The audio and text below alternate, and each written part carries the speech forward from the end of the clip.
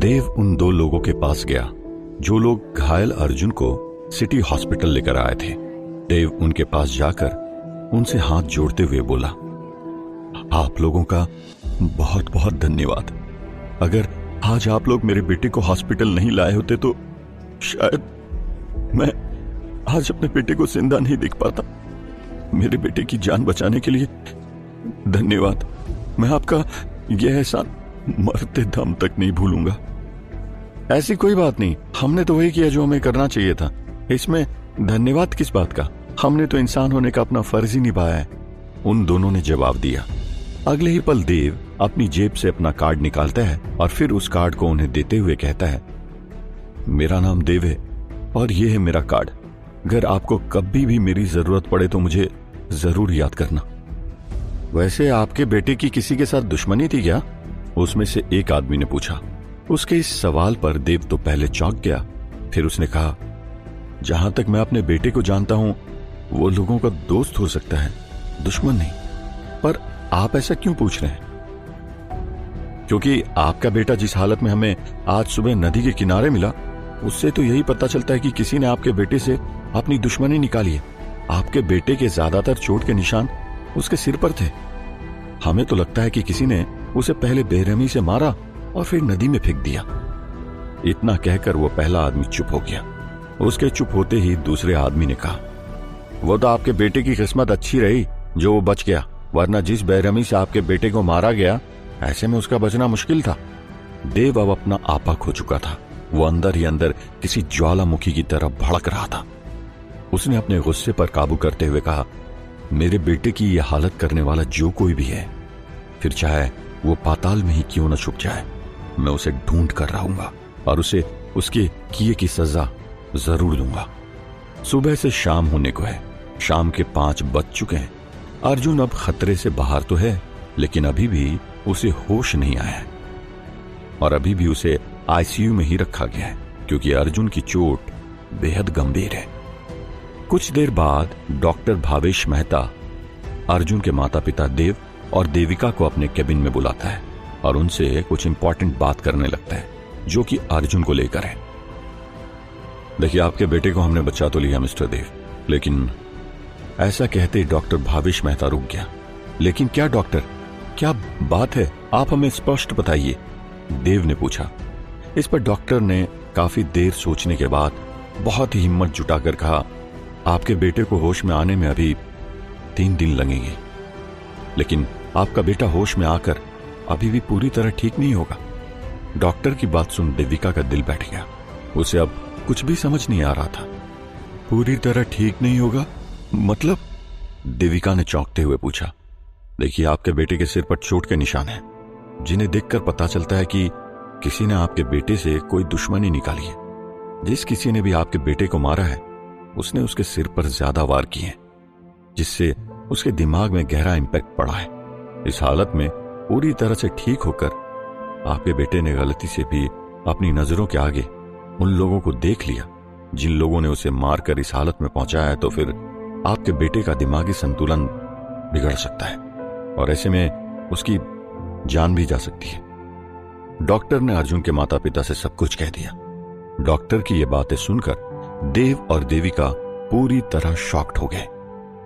तो ऐसे में हम अब क्या करें डॉक्टर, कैसे अपने बेटे को बचाएं? काफी देर सोचने समझने के बाद देव ने पूछा। देखिए, मेरी मानिए तो आप अपने बेटे को कहीं और भेज दीजिए, ऐसी जगह जो लखनऊ से काफी दूर हो, लेकिन ध्यान इस बात का रहे कि किसी को भी ये बात पता नहीं चलनी चाहिए कि अर्जुन कहाँ है। अब यही एक तरीका है जो मुझे नजर आ रहा है, डॉक्टर ने सॉल्यूशन बताते हुए कहा। ठीक है डॉक्टर, अपने बेटे को ठीक करने के लिए हम कुछ भी कर सकते हैं, हम उसे लेकर यहां से बहुत दूर चले जाएंगे, देव ने जवाब दिया। इतना कहकर देव देविका को देखने लगा, जो अभी खुद सदमे में है, और इस तरह 4 दिन बीत जाते हैं। करीब 4 दिन बाद अर्जुन को होश आया। आंखें खोलते ही अर्जुन ने देखा कि वो अभी आईसीयू में है। अगले ही पल अर्जुन को आईसीयू से नॉर्मल पेशेंट वार्ड में शिफ्ट कर दिया गया, जहां उसके माता पिता देव और देविका उसके साथ में बैठे हुए हैं। बेटा, तू चिंता मत कर, तू बहुत जल्द ठीक हो जाएगा, और फिर हमारे साथ घर चलेगा। देव ने अर्जुन से कहा। हाँ बेटा, भगवान का लाख लाख शुक्र है, उन्होंने तुझे ठीक कर दिया और अब घबराने की कोई बात नहीं, हम सभी तेरे साथ हैं, देविका ने रोते हुए कहा। लेकिन अभी भी अर्जुन बोलने की कंडीशन में नहीं है। वो अपने माता पिता को अपनी आंखों के सामने देख तो रहा है, लेकिन उनसे बोल कुछ नहीं पा रहा। अचानक वहां पर डॉक्टर आ गया। उसने देव और देविका के कानों में धीरे से बोला, देखिए अभी पेशेंट की दिमागी हालत ठीक नहीं है। आप ऐसी बातें बोलकर उसके माइंड के ऊपर प्रेशर डाल रहे हैं। आपके बेटे के लिए अच्छा होगा कि आप लोग उसके सामने ज्यादा बात ना करें। डॉक्टर भावेश की बात सुनते ही देविका और देव मान गए। तो वहीं बाहर अर्जुन के दोस्त आए हुए हैं जो अर्जुन से मिलने के लिए बेताब है। तभी नर्स अर्जुन के माता पिता को बताती है, बाहर आपके बेटे के दोस्त आए हुए हैं जो यहां अंदर आकर आपके बेटे से मिलना चाहते हैं। देखिए उन्हें बाहर ही रोक दीजिए, मेरा बेटा अभी किसी से नहीं मिल सकता, देव ने एक तेज आवाज में कहा। यह आप कैसी बातें कर रहे हैं? वो लोग अर्जुन के दोस्त हैं, देविका ने पूछा। इस पर देव ने थोड़ी सख्ती से कहा, हाँ और नहीं तो क्या करूं, ये दोस्ती यारी के चक्कर में हुआ नहीं। ना अर्जुन उस दिन विकी की पार्टी में रुकता और ना ये सब होता। देव नहीं चाहता कि कोई अर्जुन से मिले, क्योंकि किसी के मिलने से अर्जुन का दिमागी संतुलन बिगड़ भी सकता है। हाँ आप ठीक कहते हैं, पर वो लोग अर्जुन के सच्चे साथी है, इसीलिए कह रही हैं, देविका ने फिर से जिद करते हुए कहा। नहीं, अभी अर्जुन का किसी से भी मिलना ठीक नहीं है। हो सकता है अर्जुन के दोस्तों के साथ कोई ऐसा शख्स अंदर अर्जुन से मिलने आ जाए जिसका हाथ अर्जुन की ऐसी हालत करने में हो, इसलिए मैं अपने बेटे के लिए कोई रिस्क नहीं ले सकता। देव ने भी अपनी जिद पर अड़ते हुए जवाब दिया और उसके ये कहते ही देविका को भी ये बात सही लगने लगी। आप ठीक कहते हैं, आप एक काम करिए, आप बाहर जाकर खुद ही अर्जुन के दोस्तों को मना कर दीजिए, देविका ने सुझाव दिया। और फिर उस दिन के बाद देव ने अर्जुन के किसी भी दोस्त को आने नहीं दिया।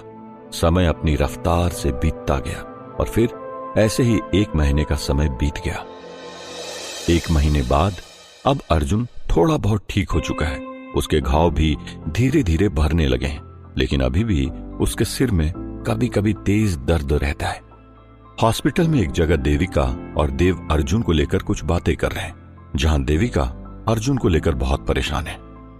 मुझे मेरे बेटे की चिंता हो रही है, हमें कुछ करना होगा देव, देविका ने कहा। लेकिन अब हमारा बेटा पूरी तरह ठीक हो चुका है, तो फिर तुम इतनी टेंशन में क्यों हो? देव ने देविका से पूछा। तुम इतनी जल्दी कैसे भूल सकते हो देव? डॉक्टर ने क्या कहा था? डॉक्टर ने हमसे ये क्लियर बोला था कि जिन लोगों ने भी अर्जुन को मारा था, अगर अर्जुन उन लोगों को गलती से भी अपने आगे देख लेगा तो अर्जुन का दिमागी संतुलन पूरी तरह बिगड़ सकता है और हमारा बेटा फिर पागल भी हो सकता है। और तुम हो कि ऐसी बातें कर रहे हो जैसे अब सारी प्रॉब्लम खत्म हो गई हो, देविका ने देव को सारी बात याद दिलाते हुए कहा। देविका की बात सुन देव कुछ सोचने लगा। काफी देर सोचने के बाद देव ने कहा, इसका सलूशन है मेरे पास। कैसा सलूशन? देविका ने एक उम्मीद के साथ पूछा। मेरे एक दोस्त ने मुझे बताया था कि हम अर्जुन को उत्तराखंड भेज सकते हैं। उत्तराखंड में हिमालय के नजदीक शिलवरी नाम की एक जगह है, जहां हमें अपने बेटे अर्जुन को अपने साथ ले जाना चाहिए। मुझे उम्मीद है वहां जाकर हमारा बेटा महफूज रहेगा। इतना कहकर देव ने आगे बताया। और तो और वो जगह काफी शांत भी है, अर्जुन को वहां काफी अच्छा लगेगा। लेकिन हमें यह काम बेहद ही बारीकी से करना होगा। इस बारे में किसी को ना ही पता चले तो बेहतर है। यहां तक कि हम इस बारे में अपने घर वालों को भी कुछ नहीं बताएंगे, देविका ने कहा। हाँ तुम सही कह रही हो देविका, अपने बेटी की खुशी के लिए हमें यह सब करना ही होगा, देव ने अपने दिल पर पत्थर रखते हुए कहा। जवाब में देविका ने हां में अपना सिर हिलाया। तकरीबन 3 दिन बाद अर्जुन को घर के लिए रवाना किया गया और उसके अगले ही दिन देव और देविका अर्जुन को अपने साथ उत्तराखंड ले आए। देव ने अपनी फैमिली मेंबर से अर्जुन के बारे में झूठ बताया कि वो अर्जुन को बेंगलोर ले जा रहे हैं, लेकिन हकीकत तो यह है कि अर्जुन ऊंचे पहाड़ों के बीच आ रहा है। उत्तराखंड के ऊंचे ऊंचे पहाड़ और हसीन वादियां किसी का भी मन मोह लेती है और शायद इसीलिए अभी अर्जुन के चेहरे पर मुस्कुराहट लौट आई है। वो इन खूबसूरत नजारों को देखकर काफी खुश है। तो वहीं देव और देविका अपने बेटे अर्जुन की खुशी देखकर खुश हैं। किसी ने सच ही कहा है कि अपनी संतान की खुशी में ही उसके माता पिता की खुशी होती है, जो आज सच होता दिखाई भी दे रहा है। तकरीबन 400 किलोमीटर का सफर तय कर देव और देविका अर्जुन के साथ एक टाउन एरिया में पहुंचे जिसका नाम है शिलवरी। शिलवरी से 20 किलोमीटर दूरी पर मौजूद है मानर घाट गांव, और इसी मानर घाट गांव में अर्जुन को जाना है। शाम के 5 बजने को है और अभी भी वो टैक्सी जिसने अर्जुन समेत उसके माता पिता बैठे हुए हैं अचानक हिचकोले खाने लगती है। अर्जुन और उसके माता पिता को अभी कुछ समझ नहीं आया कि अचानक गाड़ी हिचकोले क्यों खाने लगी है। इसलिए देव ने टैक्सी के ड्राइवर से पूछा, क्या बात है भैया, ये गाड़ी अचानक हिचकोले क्यों खा रही है? साहब, आप तो जानते हैं ये एक कच्चा रास्ता है और ऊपर से पहाड़ी रास्ता भी है। यहाँ गाड़ी का इतना हिचकोला खाना आम बात है। अब शहर की तरह मक्खन जैसी रोड तो यहाँ है नहीं, ये तो पहाड़ ठहरा, यहाँ गाड़ी ऐसे ही चलती है। ड्राइवर ने मुस्कुराते हुए जवाब दिया। वैसे भैया अभी और कितना दूर है मानर घाट? देविका ने पूछा। बस 5 किलोमीटर और फिर हम पहुंच जाएंगे वहां जहां आपको जाना है, ड्राइवर ने जवाब दिया। वैसे कुछ भी कहो, मानर घाट नाम थोड़ा अजीब है, लेकिन यह जगह वाकई में बहुत खूबसूरत है, देव ने कहा। हाँ पापा, आप ठीक कहते हैं। वैसे हम यहाँ किस लिए आए हैं? घर से निकलते वक्त तो आपने मुझसे कहा था कि हम यहाँ घूमने आए हैं। क्या वाकई में हम यहाँ घूमने आए हैं? अर्जुन ने अपने पिता देव से सवाल किया। हाँ बेटा, हम यहाँ घूमने ही आए हैं। वो बात कुछ ऐसी है कि ये जगह तुम्हारी माँ को काफी पसंद है, इसलिए हम सभी कुछ दिन यहीं रुकेंगे, देव ने अर्जुन को जवाब दिया। लेकिन पापा, आपने तो घर के बाकी मेंबर को बोला कि आप मुझे बेंगलोर ले जा रहे हैं, लेकिन आप तो मुझे यहाँ लेके आ गए, अर्जुन ने देव से सवाल किया। उसके इस सवाल से देव घबरा गया। उसे कुछ समझ नहीं आने लगा कि अब वो क्या बोले। इतने में मामले को संभालते हुए देविका ने कहा, बस यूं ही समझ लो कि हमने ये सब तुम्हारी खुशी के लिए किया। यहां तुम्हें खूब मस्ती करनी है, इसलिए तैयार हो जाओ।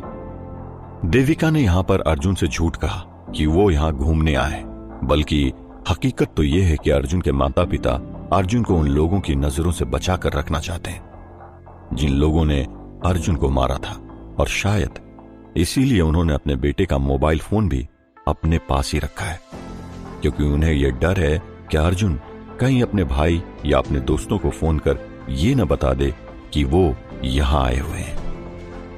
अर्जुन अपने माता पिता के साथ मानर घाट पहुंचने वाला है, जहां रास्ते के किनारे एक बोर्ड पर लिखा हुआ है, मानर घाट 2 किलोमीटर। अर्जुन के माता पिता अर्जुन को यहां लाकर काफी खुश हैं, तो वहीं अर्जुन भी इस अनजान जगह में आकर अच्छा फील कर रहा है, और ड्राइवर टैक्सी को उस कच्चे पहाड़ी रास्ते पर धीरे धीरे चला रहा है। अचानक टैक्सी की रफ्तार धीमी होनी शुरू होगी और अगले ही पल पहले से भी थोड़ी और धीमी हो गई। गाड़ी की धीमी रफ्तार को देखकर ऐसा लग रहा है जैसे किसी ने गाड़ी को वहीं जाम कर दिया है। ये सब देखकर देविका घबरा गई। भैया, ये क्या हो रहा है भैया? ये गाड़ी की रफ्तार अचानक इतनी धीमी क्यों हो गई? देविका ने घबराते हुए पूछा। पता नहीं अचानक गाड़ी को क्या हुआ, मुझे तो कुछ समझ नहीं आ रहा है कि कैसे इसकी रफ्तार धीमी हो गई, ड्राइवर ने जवाब दिया। लेकिन अगले ही पल गाड़ी वापस से अपनी पुरानी रफ्तार में आ गई।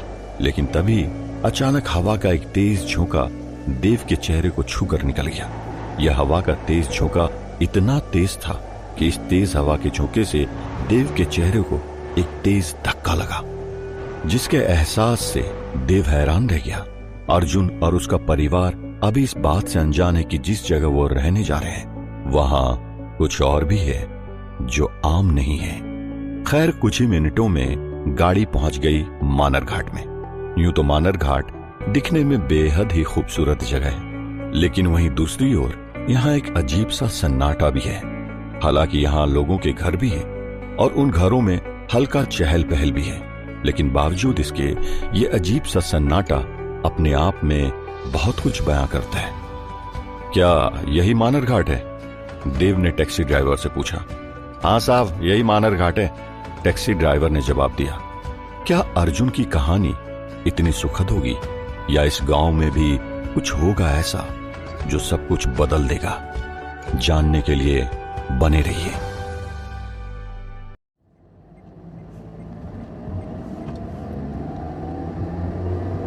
अर्जुन ने जैसे ही कार की खिड़की से बाहर की तरफ देखा, उसे काम्या की याद आई। उसने खुद से कहा, काश यहां काम्या होती तो कितना अच्छा होता, काश मेरे दोस्त भी होते। कहते कहते अर्जुन वापस अपनी पुरानी यादों में चला गया। जब वो घर से निकलने वाला था, अर्जुन के माता पिता आज घर वालों से कुछ इंपॉर्टेंट बात करते हैं। जो बात है अर्जुन को लखनऊ से बेंगलोर शिफ्ट करने की, वो भी हमेशा हमेशा के लिए। देव के माता पिता का अर्जुन को लेकर यह डिसीजन घर के सभी मेंबर के लिए दिल दहला देने वाला था, क्योंकि अब अर्जुन से वो कभी दोबारा नहीं मिल पाएंगे। तो वहीं से ये बात सुनकर बिट्टू और पिंकी भागते भागते अर्जुन के पास आ गए, जो अभी अपने कमरे में बैठा हुआ है। हमने सुना अब तो हमेशा हमेशा के लिए हमें छोड़कर बेंगलोर जा रहा है, क्या ये सच है? पिंकी ने पूछा। हां, ये सच है कि मैं हमेशा के लिए अब बेंगलोर जा रहा हूं, अर्जुन ने कहा। इसका मतलब अब तो हमें कभी नहीं मिलेगा? बिट्टू ने सवाल किया। इस पर अर्जुन थोड़ा भावुक हो गया, पर फिर उसने खुद को संभाल कर कहा, अरे नहीं, ऐसी कोई बात नहीं यार, मैं मिलने आऊंगा ना तुम दोनों से, और इतनी आसानी से थोड़ी ना भूलूंगा, अर्जुन ने जवाब दिया। लेकिन तू तो हमेशा हमेशा के लिए बेंगलोर शिफ्ट हो रहा है, अब कहां मिलेगा तू हमें? वहां जाकर तो तुम्हें भूल ही जाएगा ना। ऐसा कहते पिंकी और बिट्टू रोने लगे। उन्हें अपने लिए यूं रोता देख अर्जुन की आंखों से भी आंसू आ गए। तो वहीं दूसरी ओर अर्जुन के परिवार के बाकी सदस्य भी अर्जुन के जाने को लेकर मायूस हो गए। तो क्या यहां से जाना इतना जरूरी है भैया? अर्जुन के चाचा ने पूछा।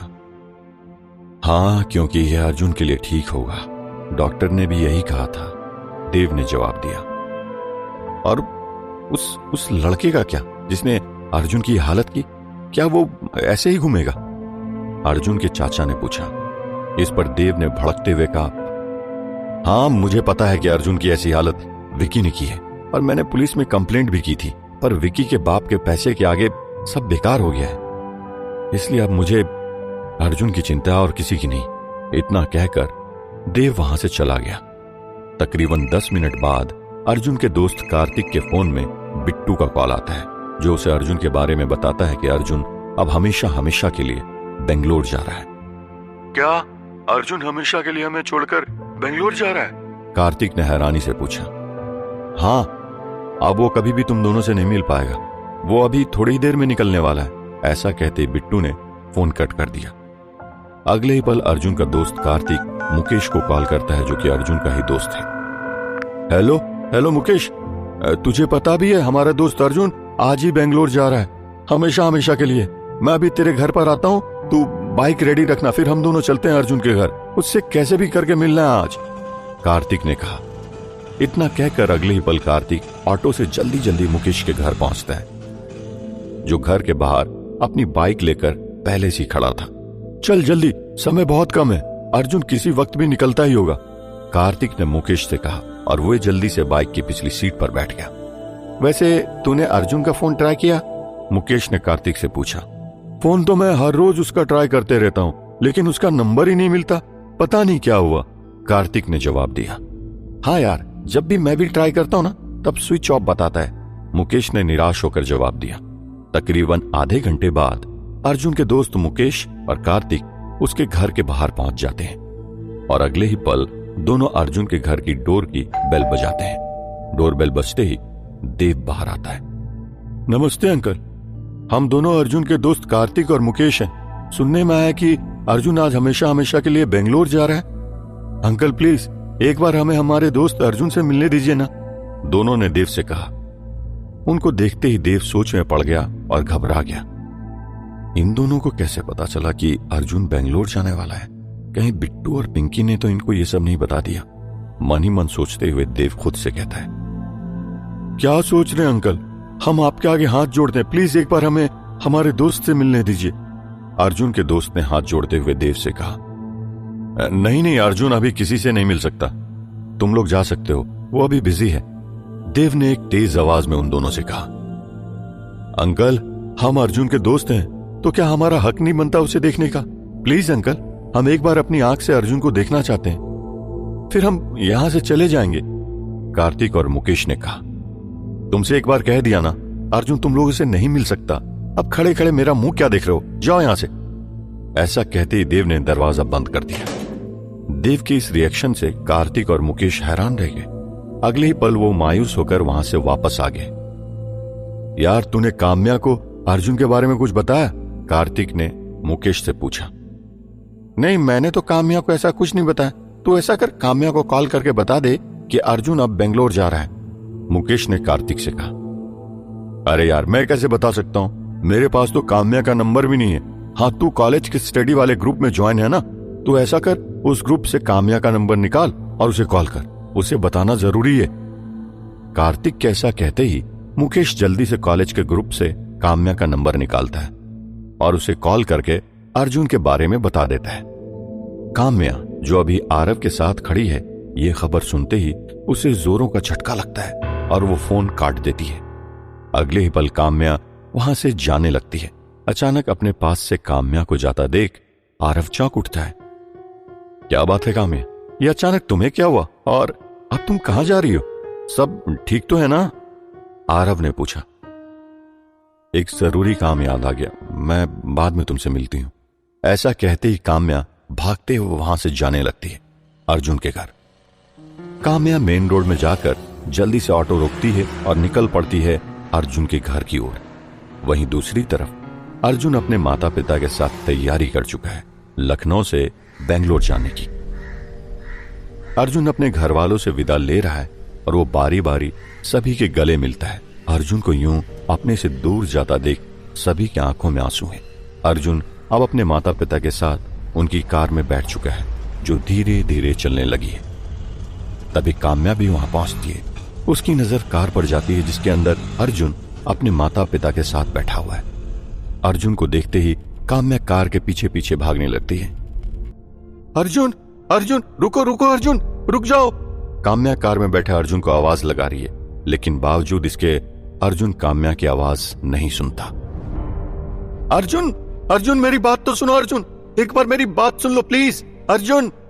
काम्या ने एक बार फिर आवाज लगाई और इतने में काम्या नीचे लड़खड़ा कर गिर पड़ी। लेकिन इस बार गाड़ी के मिरर में अर्जुन ने काम्या को देख लिया और साथ ही देव ने भी मिरर में काम्या को देख लिया। पापा, पापा गाड़ी रोकिए, मुझे मेरी दोस्त से मिलना है, अर्जुन ने कहा। लेकिन बेटा अभी तो किसी से नहीं मिल सकता है, ये तेरे लिए ठीक नहीं है, देव ने अर्जुन को समझाते हुए कहा। लेकिन पापा मेरे लिए अभी काम्या से मिलना जरूरी है और रीजन आपको भी पता है। अर्जुन के मुंह से काम्या का नाम सुनते ही देव समझ गया कि काम्या वही लड़की है जिससे अर्जुन प्यार करता है, इसलिए देव ने बिना देर किए गाड़ी रोक ली। अगले ही पल अर्जुन गाड़ी से उतरकर नीचे आया और काम्या के पास गया। अर्जुन को अपने सामने देख काम्या रोने लगी और सीधे उसके गले लग गई। मैंने सुना तुम जा रहे हो, हमेशा हमेशा के लिए अर्जुन। अरे जाने से पहले मुझे बता तो देते कि तुम कभी वापस नहीं आओगे, काम्या ने रोते हुए कहा। हाँ ये सच है, पर मेरी भी मजबूरी है काम्या, और मैं कभी कभी तुमसे मिलने आया करूंगा, अर्जुन ने कहा। तो फिर जा ही क्यों रहे हो, मत जाओ ना। काम्या के ऐसा कहते ही अर्जुन ने काम्या को सारी सच्चाई बता दी कि क्यों वो लखनऊ से बेंगलोर शिफ्ट हो रहा है और उसके लिए वो क्यों जरूरी है। हाँ हाँ जाओ ना, जया मिलने आएगी ना वहां, काम्या ने मुंह बनाते हुए कहा। काम्या के मुंह से जया का नाम सुनते ही अर्जुन की हंसी निकल पड़ी। उसने कहा, ऐसा नहीं है और तुम मेरी सबसे अच्छी दोस्त हो। ठीक है अर्जुन, अगर इसमें तुम्हारी भलाई छुपी है तो तुम जा सकते हो, मैं तुम्हें नहीं रोकूंगी, काम्या ने लगभग रोते हुए कहा। अगले ही पल अर्जुन ने काम्या से विदा ली और वापस अपनी कार में बैठ गया। कार के अंदर बैठते ही देविका ने कहा, हम बेंगलोर नहीं जा रहे हैं अर्जुन, हम उत्तराखंड के एक मनार घाट नाम के गांव जा रहे हैं। अर्जुन ये सुन एकदम से चौंक गया, उसे कुछ भी समझ नहीं आ रहा था। उसने देविका से पूछा, तो फिर हमने सबसे झूठ क्यों कहा मां? अर्जुन के इस सवाल पर देव ने कहा, ताकि तुझे कुछ न हो, इसलिए अब बस सब भूल जाओ और अपनी जिंदगी की नई शुरुआत करो अर्जुन। अपने पिता को ऐसा कहता देख अर्जुन खामोश हो गया, पर उसने मन ही मन कहा, मैं कैसे सब भूल जाऊं पापा, अगर आज मेरे पास मेरे सुपर पावर्स होते तो मैं यूं डर कर भाग नहीं रहा होता। मुझे अपनी पावर्स को लेकर पापा से बात करनी होगी। मैं ऐसे नहीं रह सकता हूं। बेटा अर्जुन, कार से बाहर आओ, हम लोग पहुंच चुके हैं, देव ने कहा। उसके ये कहते ही अर्जुन, जो अपनी यादों में खोया था, वो वर्तमान में आ गया। तभी इतने में ग्राम प्रधान नरेश नाम की नजर इन लोगों पर पड़ी। अर्जुन और देविका ग्राम प्रधान नरेश राम की ओर बढ़े। नमस्कार प्रधान जी, हम लखनऊ से यहाँ आए हैं। मेरा नाम देवदत्त है, ये मेरी धर्मपत्नी देविका, ये मेरा बेटा अर्जुन है। देव ने अपना परिचय देते हुए आगे कहा, और मैं गोपाल का दोस्त हूं। गोपाल और मैं एक ही साथ हमारे रिसर्च इंस्टीट्यूट में काम करते हैं। हाँ, आपके आने से पहले आपके दोस्त ने फोन करके हमें ये सब बता दिया है। आप चिंता मत करिए गोपाल जी, हमारे अच्छे परिचित हैं।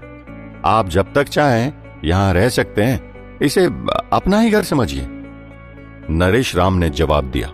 और फिर तुरंत बाद नरेश ने अपने बेटे से कहा, बेटे सोहन, इन लोगों को हमारे अतिथि गृह में छोड़कर आओ। अपने पिता की बात मानकर सोहन देव का बैग उठाकर उन्हें अपने साथ घर के पास में ही बने अतिथि गृह में ले जाता है। सोहन सबसे आगे चल रहा है, उसके पीछे अर्जुन और फिर देविका सबसे पीछे है। देव यहां वहां देखते हुए आगे बढ़ ही रहा होता है। इतने में अचानक देव को अपने पीछे से किसी के आने की आहट सुनाई देती है। ये किसी के कदमों की आहट है जो अभी देव को सुनाई दे रही है, और बाकी लोगों का ध्यान सोहन की बातों पर है। ये रहा हमारा अतिथि गृह, आप यहां रह सकते हैं, आइए मैं आपको इसके अंदर ले जाता हूं, सोहन ने फिर एक बार उनसे कहा। लेकिन वहीं दूसरी ओर देव को अभी भी अपने पीछे किसी की आहट सुनाई दे रही है, जो अब और भी तेज हो गई है। इसका एहसास अभी केवल देव को ही हो रहा है। आहट सुन जैसे ही देव पीछे मुड़ा, उसके सामने कुछ भी नहीं था। ये क्या हो रहा है मेरे साथ? मुझे ऐसा क्यों आभास हुआ कि मेरे पीछे अभी कोई था? देव ने खुद से कहा। लेकिन तभी देव ने महसूस किया कि आवाज आनी अचानक बंद हो गई है। ये कदमों की आहट अब बिल्कुल बंद हो चुकी है। ये कैसे हुआ, जो देव को अभी तक समझ नहीं आया। वो अंदर चला गया। उसके अंदर जाते ही वहां किसी के पैरों के निशान दिखाई पड़े, पर वहां सिर्फ निशान ही थे, कोई शख्स नहीं था। अतिथि गृह के दरवाजे पर भगवान शिव की फोटो बनी हुई है, और भगवान शिव की इसी फोटो के कारण अब वो कदमों की आवाज बिल्कुल शांत हो चुकी है, और पैरों के निशान धीरे धीरे गायब होने लगी। आखिर क्या था ये?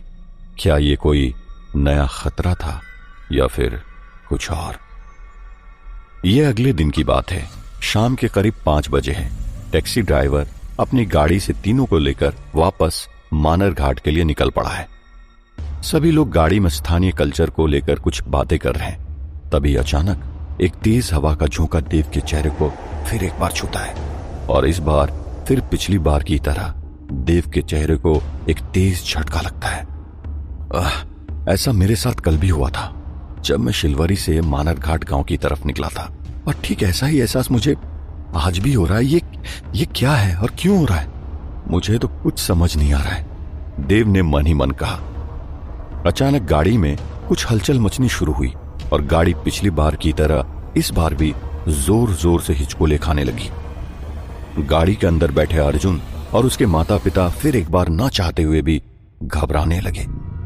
गाड़ी को बार बार हिचकोले खाता देख किसी का भी डरना लाजमी था। थोड़ा घबराते हुए देव टैक्सी ड्राइवर से कहता है, ये कैसी जगह है भैया? यहां बार बार अचानक गाड़ी हिचकोले खाने क्यों लगती है? मैं अक्सर इसी रोड पर गाड़ी चलाता हूं, और गाड़ी का इस कच्चे रास्ते में हिचकोले खाना आम बात है, पर आज ये कुछ ज्यादा ही हो रहा है, पता नहीं क्यों। देव के इस सवाल पर टैक्सी ड्राइवर ने अभी अपनी बात पूरी भी नहीं की थी कि तभी इतने में आसपास का माहौल बदलने लगा। बहुत तेज हवाएं चलने लगी। पेड़ों में ऐसी आवाजें होने लगी मानो वो पेड़ ना होकर कुछ और ही अनहोनी की ओर इशारा कर रहे हो। आसपास के माहौल को देखकर ऐसा लग रहा है जैसे शाम के इस वक्त ही रात हो गई हो, और साथ ही बिजली चमकने लगी। इतने में पहाड़ी से बहुत सारे पत्थर नीचे की ओर गिरने लगे। एक बड़ा सा पत्थर आकर अर्जुन की गाड़ी के बोनेट पर आकर गिरा, और इस घटना के होते ही अर्जुन डर से घबरा गया। ये क्या हो रहा है हमारे साथ? अर्जुन ने चिल्लाते हुए कहा।